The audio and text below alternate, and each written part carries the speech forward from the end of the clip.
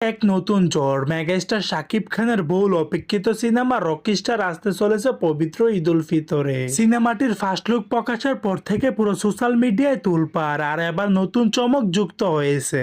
আর সেই চমকটি হলো বলিউডের জনপ্রিয় গ্ল্যামার কুইন নায়িকা নুরা ফাতেহি যুক্ত হয়েছেন শাকিব খানের রকিস্টারে। হ্যাঁ দর্শক, বিষয়টি অবিশ্বাস্য হলেও এটাই সত্যি। শোনা যাচ্ছে একটি জমকালো আইটেম গানের মধ্যে দেখা যাবে নুরা ফাতেহির আগুন জড়ানো ড্যান্স পারফরমেন্স, সাথে থাকবে মেগাস্টার শাকিব খান।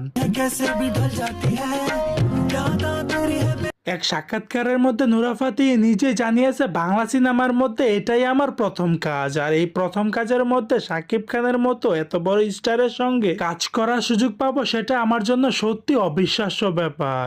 গান বাজে দুই কানে মন আমার পাগলার। সো দর্শক, আজকের এই ভিডিওটি এই পর্যন্তই। যদি ভিডিও